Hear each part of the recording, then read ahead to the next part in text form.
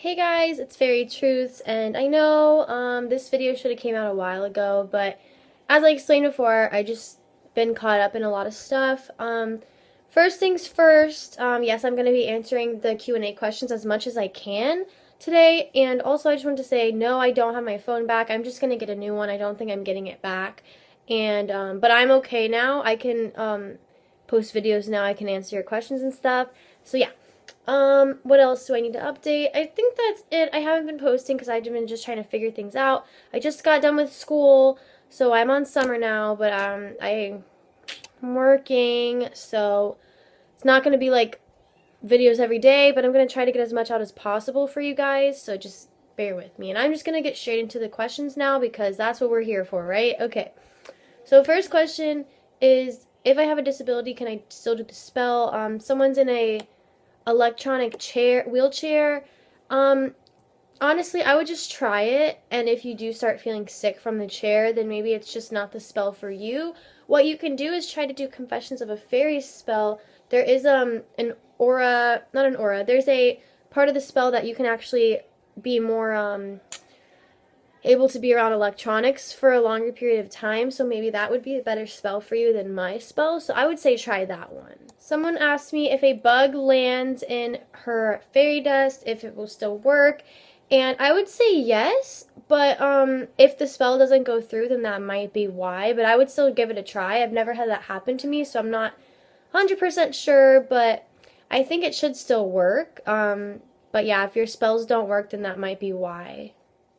Someone wanted to know where I do my research, and a lot of it was actually stuff that I learned in fairy school, but there's also lots of books that I got from fairy school that I do research from too, so you just gotta find some books that seem pretty legitimate, and it's really hard to tell what's true and what's not unless they're official books, so that's just how I do my research. I don't do a lot of online research, and I've talked about that before. It's not very reliable, so I just try to stay away from that.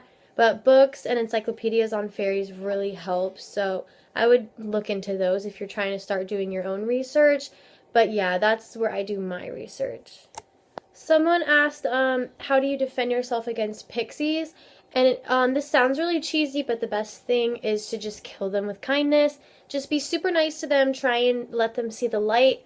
There are some pixies that don't mean to do harm, but that's just what they know to do. So if you just try and help yourselves. Otherwise, there's always ways to call for other fairies to help back you up if you don't feel like you're able to get the pixies to back off. And, if you're talking about actually, like, fighting, you try to stay away from that as much as possible. But if it does come down to it, there are spells that I have no idea what they are. I've never done one or seen one done.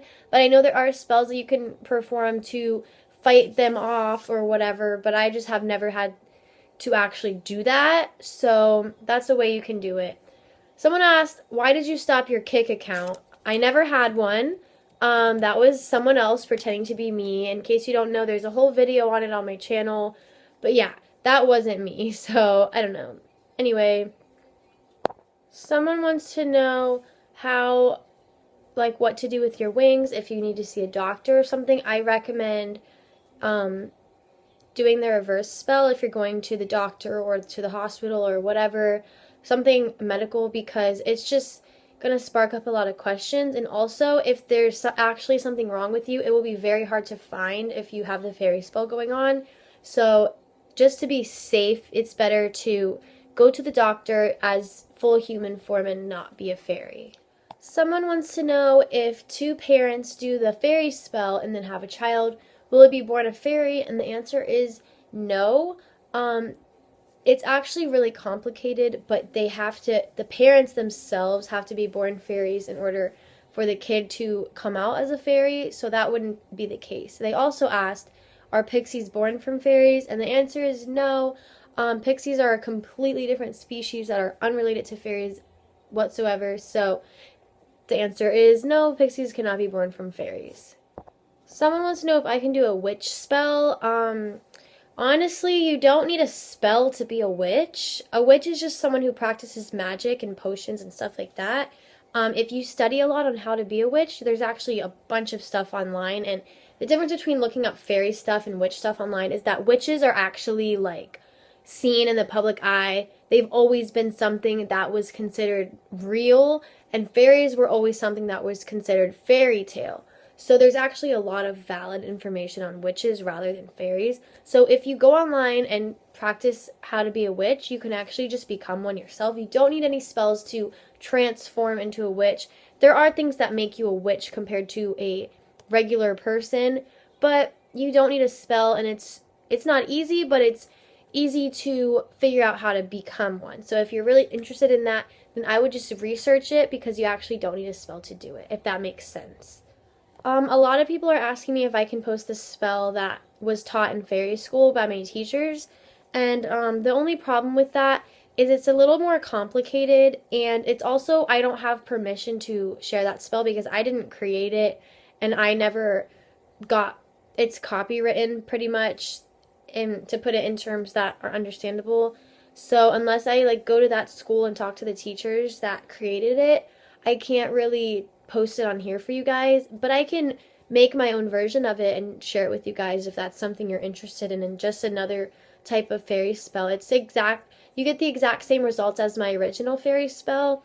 It's just a different method and process. So if you're interested in that, just let me know and I can put that up there, but I can't do the exact spell.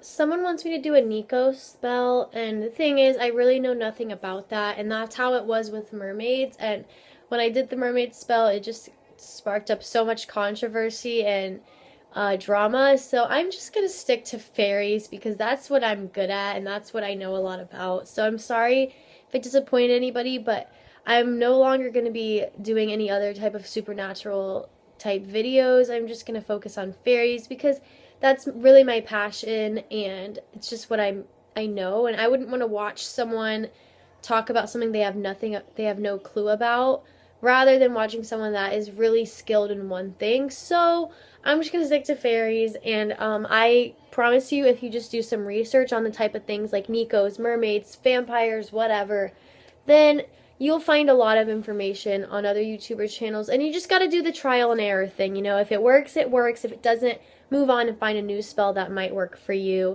I really can't help out there because I don't know anything about it, but I do hope that you're able to find someone that does, so that you can do the things that you want to do. Someone wants to know if there's a fairy school in Japan, and there are actually a lot of fairy schools in Japan, like so many. I don't know the exact locations, but there is a lot there, so check it out. Just try and find one because there are so many there. A lot of people are upset that they can't become a fairy because they are Christian or religious, and I completely understand and respect that. But you can still follow your dreams of being a fairy without transforming or changing anything about yourself. You just have to do some research on what fairies do in their daily life, and you can just change your lifestyle and still be considered a fairy and be part of the community. Things like planting flowers, places, just saving the environment, helping animals out, helping people out when they're in need, just being a good person to society. You can still call yourself a fairy even if you're not physically one. It's just doing good things for the benefit of the environment and for the universe. So I say that you can still call yourself a fairy even if you don't do the transformation, and you don't need the wings or anything. You can dress up like a fairy if you really want to while you do these things. It really doesn't matter. As long as you're happy and you feel like a fairy, then you can call yourself a fairy. There's still a lot of questions about how I film, edit, and upload, so I'm just going to go over that as well.